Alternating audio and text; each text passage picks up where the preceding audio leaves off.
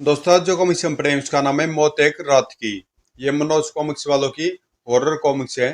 तो पढ़ते हैं इसको। मौत एक रात की। शहर की व्यस्त और परेशान जिंदगी से जब आदमी उब जाता है तो तलाश करता है शांति। और शांति की तलाश में वह रुख करता है जंगलों अथवा पहाड़ी स्थलों में स्थित मनोरम स्थानों का। ऐसी शांति की खोज में निकले हुए थे कुछ नौजवान लोग। हम वापस कब तक लौटेंगे रोहन? लो इनकी सुनो। अभी पहुंचे है नहीं और लौटने की चिंता सताने लगी। बेचारी दूध पीती बच्ची है ना। अगर टाइम से घर नहीं पहुंची तो मम्मी दूध नहीं पिलाएगी। हा हा हा। आखिर हमारी मंजिल कौन सी है? जंगल में स्थित वह शानदार झील जिसके आसपास कुदरत ने अपने सभी रंग बिखेर रखे हैं। एक बार तुम वहां पहुंच गए तो लौटने का नाम नहीं लोगे। मेरा तो जब भी मूड ऑफ होता है अपनी बाइक से सीधा उस झील पर जा पहुंचता हूँ। फिर शाम को भी वापस लौटता हूँ। कुछ ही पलों बाद बस यहीं रोक दो। वैन रेंगती हुई उस रस्सी के बने हुए पुल के पास रुक गई। आगे का रास्ता में पैदल ही तय करना है। यहाँ से कितनी दूर पैदल चलना होगा? ज्यादा नहीं, यह पुल पार करने के बाद सिर्फ 1 किलोमीटर दूर है वह झील। 1 किलोमीटर पैदल चलना होगा? जी नहीं, आगे का रास्ता हम बाई प्लेन तय करेंगे जो मेरे डैडी ने यहाँ चला रखा है। हा हा हा। एक पल बाद वे पुल से गुजर रहे थे। हे भगवान, कितनी गहरी खाई पर बनाई है पुल। पुल पार करने के बाद जल्दी सभी जंगल में स्थित सुंदर झील के किनारे जा पहुंचे। Wow, wonderful. जैसा सुना था वैसा ही पाया। ऐसी सुंदर जगह तो मैंने अपनी जिंदगी में कभी नहीं देखी। फिर मौज मस्ती में व्यस्त हो गए सभी। जबकि पास ही पहाड़ी पर बनी एक झोपड़ी में कितने आदमी हैं? 10 हैं स्वामी, सभी नौजवान हैं जिनमें कुछ नवयौवनाएं भी हैं। जाकर उनसे कहो कि सभी वापस चले जाए वरना अनर्थ हो जाएगा। जो आ गया स्वामी। अगले पल ज्ञान ध्यान में लीन हो गए थे स्वामी जी। ओ, स्वामी फिर समाधि लीन हो गए। अब अर्धरात्रि से पहले इनकी समाधि नहीं टूटने वाली। मुझे चलकर अपना काम करना चाहिए। वह नीचे की तरफ चल पड़ा। अभी वह कुछ ही कदम चला था कि ठोक, अरे! उसके पैरों के नीचे से खिसका एक पत्थर और नहीं, भचौक। सतह से टकराने के साथ ही पर खच्चे उड़ गए थे उसके शरीर के। उधर पुल के पास खड़ी वैन अचानक ही अपने स्थान से सरकी और पुल की तरफ बढ़ी। अगले पल पुल तोड़ने के बाद कड़ाक! हजारों फुट गहरी खाई में गिरती चली गई वैन।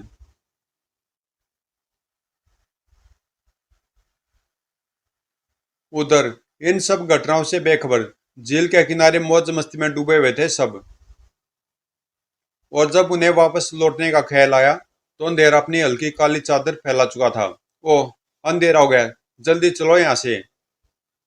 सभी अपना अपना सामान उठाकर वापस चल दिए। It was great enjoyment. पुल के पास पहुंचते ही चीख निकल पड़ी सभी के मुंह से। ओ नो, पुल टूट गया। उफ।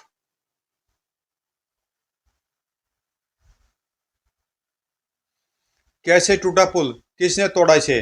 हमारी वैन वो देखो गहरी खाई में पड़ी दिखाई दे रही है। Oh no. लेकिन वैन के तो मैं हैंड ब्रेक लगाकर आया था। फिर ये अपने आप पुल तक कैसे पहुंची? उफ। कुछ समझ में नहीं आ रहा कैसे हुआ ये सब। अब हम घर कैसे जाएंगे विनोद? फिलहाल फिलहाल तो हमें यहीं रहना होगा। अब तो सुबह ही कुछ किया जा सकता है। या इस जंगल में रात गुजारेंगे हम।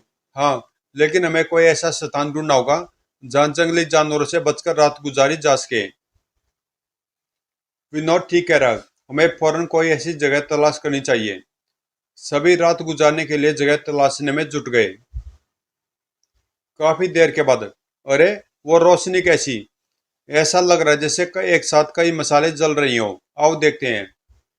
रोशनी के पास पहुंचकर सभी चौंक पड़े। अरे! यह तो कोई जंगली कबीला है। इसका मतलब हमारे रात भर ठहरने का इंतजाम हो गया। सभी कबीले के अंदर पहुंचे। सुनिए, हम इस जंगल में भटक गए हैं अगर आज रात आप हमें अपने कबीले में ठहरने की इजाजत दे दें तो आपकी बड़ी मेहरबानी होगी। ठीक है, मैं तुम्हें सरदार के पास ले चलता हूँ। वे आदिवासी उन्हें लेकर एक तरफ बढ़ने लगा। उफ, कितने डरावने से लग रहे हैं यहाँ के लोग। मुझे तो बहुत डर लग रहा है। चुप करो, मददगारों के बारे में ऐसा नहीं बोलते। कुछ पलों के बाद वे सरदार के सामने थे। तो तुम लोग यहाँ रात भर के लिए ठहरना चाहते हो? हाँ सरदार। उफ, कितना भयानक है इसका चेहरा। ठीक है, मेरा साथी तुम्हें तुम्हारे ठहरने के स्थान तक पहुंचा देगा। धन्यवाद सरदार। सभी उस आदिवासी के साथ सरदार की झोपड़ी से बाहर निकल आए। बहुत अजीब सा लग रहा है यहाँ। अगर मजबूरी न होती तो यहाँ हरगिज न ठहरते। कुछ ही देर में वह आदिवासी उन्हें एक झोपड़ी में ले आया। यार हो गए तुम सब, किसी भी चीज की जरूरत हो तो मांग लेना। अच्छा। फिर वह आदिवासी वापस लौट पड़ा। उफ, दफा हुआ। वरना मुझे तो लग रहा था जैसे अगर वो कुछ देर और रहता तो मैं बेहोश होकर गिर जाती। सभी वहां पड़ी चटाइयों पर लेट गए। कुछ सर्दी सी नहीं हो रही विनोद? है तो, लेकिन क्या किया जा सकता है? किया क्यों नहीं जा सकता? हमारा मेजबान कह रख हमारा मेजबान कहकर गया है कि किसी चीज की जरूरत हो तो मांग लेना। जाकर कुछ कंबल मांग लाओ। बात विनोद को जच गई।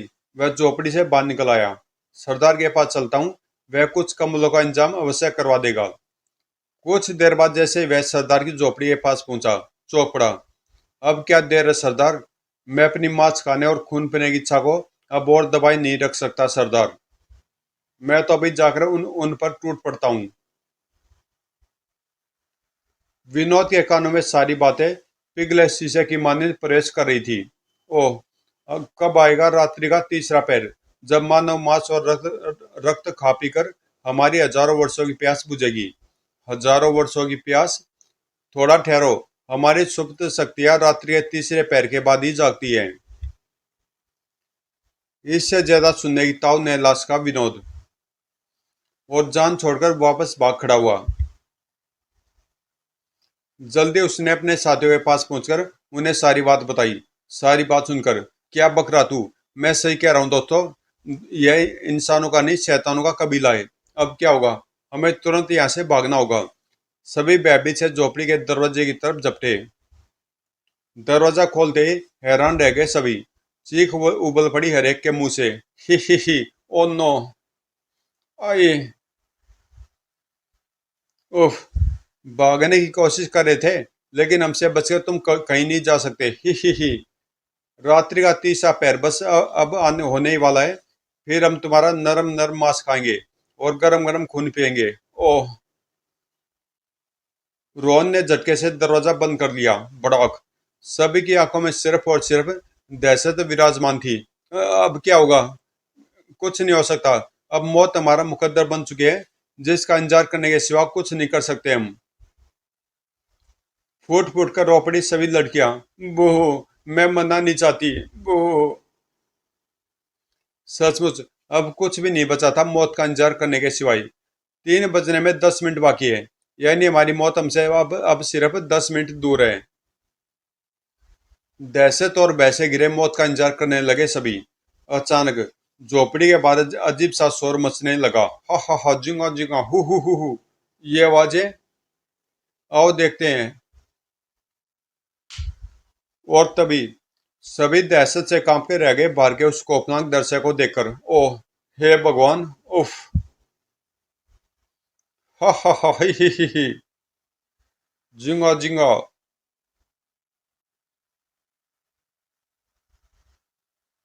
उफ, शैतान अपने असली रूप में आगे आ रहे हैं। भयंकर रूप से उछलते कूदते शैतान धीरे धीरे झोपड़ी की तरफ बढ़ रहे थे। खी हर हर।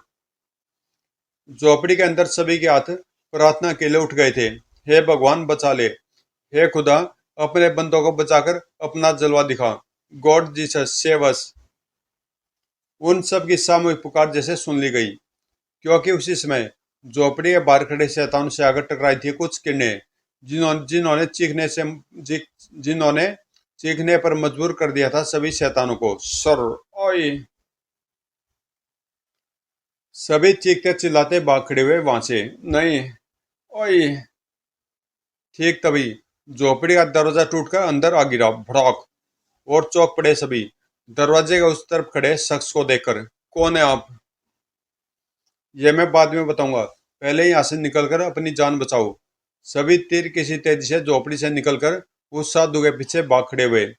कौन है ये मददगार जो मौत से बचाकर ले जा रहा है हमें? कुछ ही देर बाद साधु ने लेकर अपनी कुटिया में जा पहुंचा।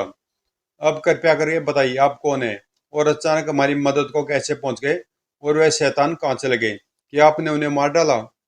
मेरा नाम इंद्रदेव है।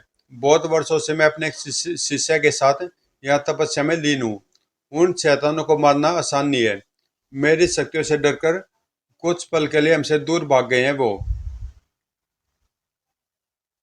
आज जब मेरे शिष्य ने मुझे तुम्हारे बारे में बताया तो मैं चौपड़ा।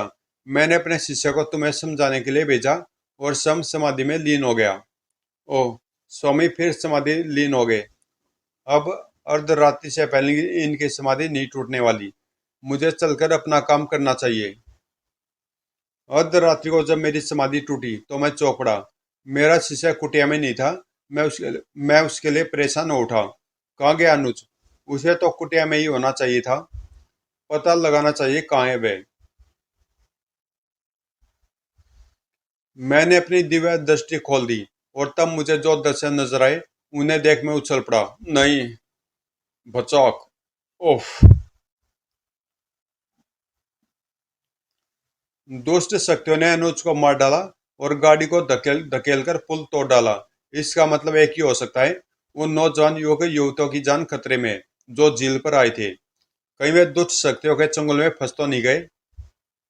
फिर मैंने ध्यान लगाया तो तुम्हें शैतानों के कबीले में फंसा पाया। ओ नहीं। बस, उसके बाद मैं रुका न रह सका और तुम्हें बचाने चल दिया।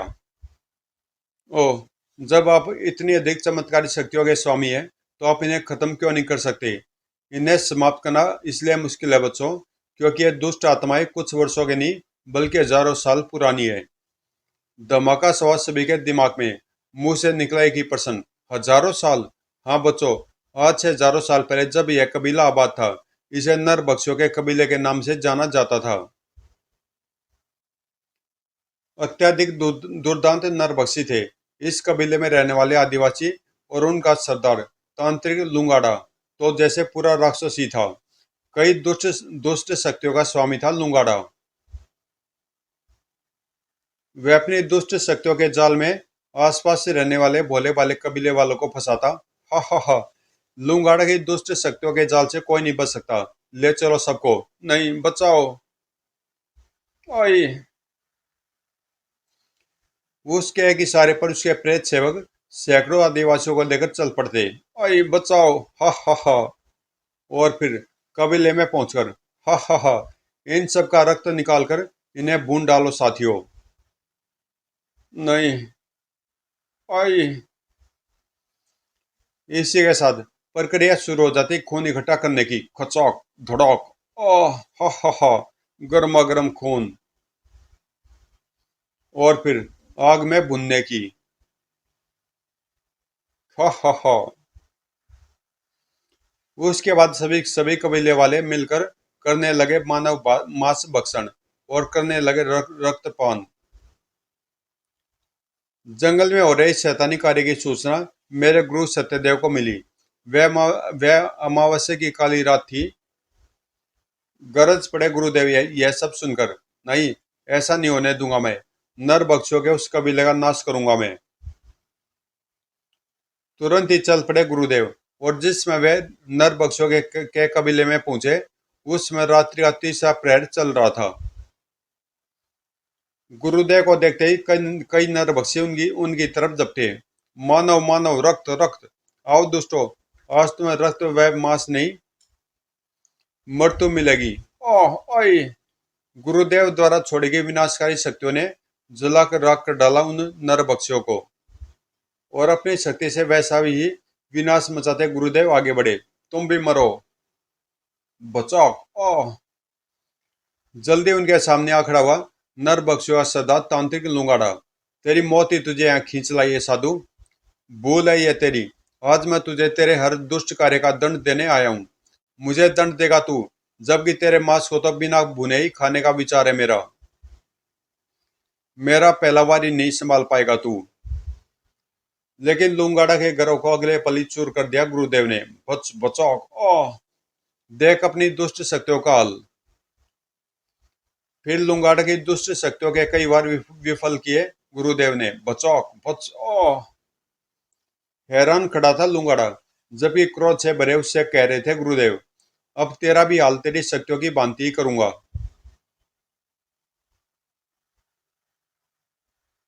अगले पल गुरुदेव की क्रोधाग्नि जा टकराई लूंगाड़ा से। ओए, भयंकर रूप से जलने लगा लूंगाड़ा। फिर गुरुदेव ने पूरे कबीले का यही हाल किया। ओए, ओह, भीषण आग में जल रहा था वह पूरा कबीला और उसके वासी। साथ ही गूंज रही थी लूंगाड़ा की आवाज, हमें नष्ट करके ये मत समझ लेना साधु कि तूने हमें सदा के लिए नष्ट कर डाला है। जब तक तेरी जैसी किसी पुण्यात्मा की बलि ना ले लूं, मैं और मेरा कबीला मरेगा नहीं।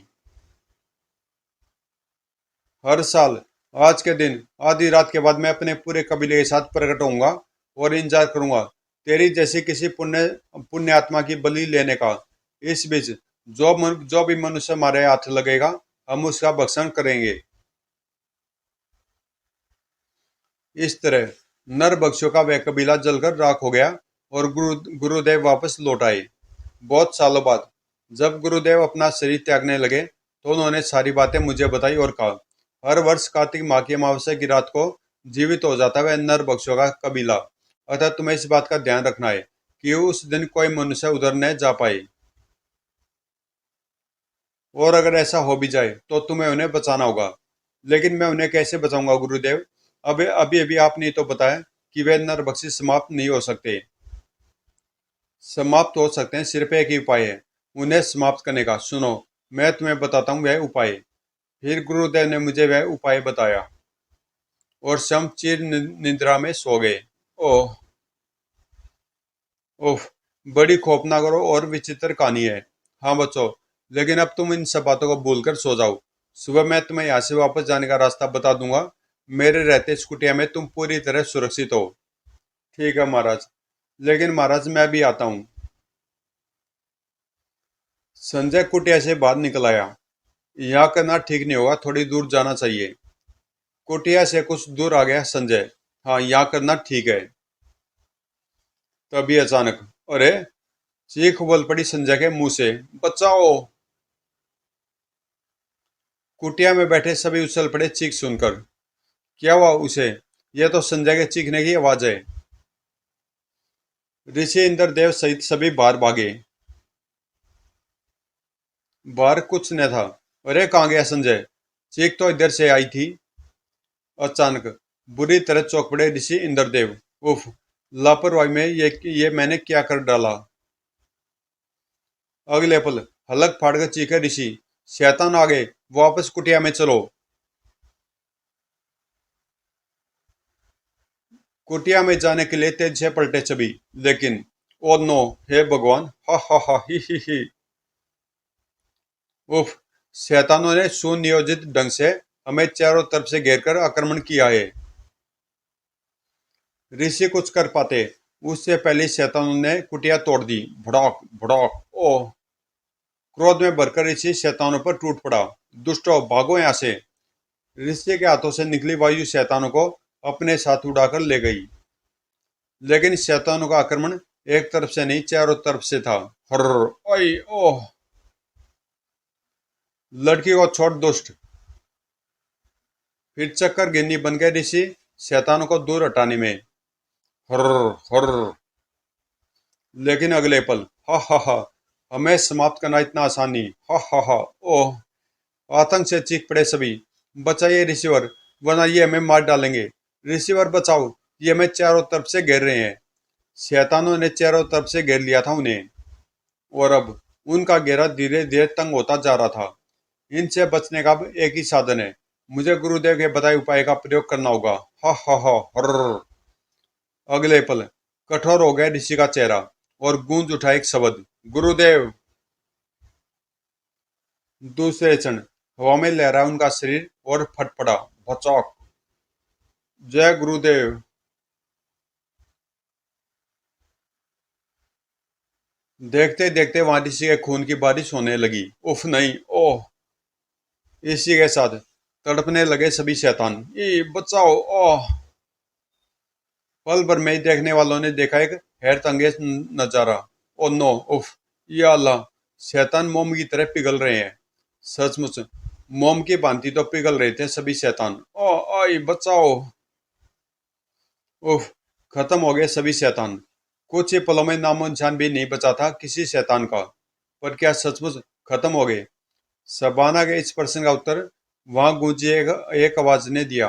हाँ मेरे बच्चों, अब सदा के लिए खत्म हो गए ये शैतान, जो हजारों सालों से हर साल कार्तिक के अमावस्या की रात को अपनी शैतान लीला रचाते थे। शैतानों को सदा के लिए समाप्त करने का यही वह अंतिम उपाय था जो मेरे गुरुदेव ने प्राण त्यागते समय मुझे बताया था। ओह, तुम्हारे लिए मौत की रात खत्म हो चुकी है। नई जिंदगी की सुबह अब तुम्हारी प्रतीक्षा कर रही है मेरे बच्चों। उत्तर की दिशा में एक पीपल का पेड़ है। उस पेड़ के पास बनी खूब गुफा से एक रास्ता खाई के उस तरफ निकलता है। तुम उससे शहर पहुंच सकते हो। जाओ उस नई सुबह की तरफ, लेकिन किसी से मौत की इस रात का जिक्र मत करना। इतना कहकर आवाज गूंजनी बंद हो गई। तब सभी ऋषि के बताए रास्ते से चल पड़े। ओह, यह गुफा तो सचमुच बहुत लंबी है। जल्दी गुफा से वे खाई से उस पार निकलकर पैदल इस शहर की तरफ चल पड़े। उफ। मौत की इस रात को जिंदगी भर नहीं भूलूंगी मैं। अपनी जान बचने की खुशी तो है दोस्तों, लेकिन इस बात का गम भी है कि मौत की उस रात ने संजय और रिसीवर को अपने आगोश में ले लिया। समाप्त। तो दोस्तों ये कॉमिक्स यहीं पे समाप्त होती है। अच्छी कॉमिक्स थी, काफ़ी हॉरर कॉमिक्स थी। और मिलते हैं किसी अगली कॉमिक्स में।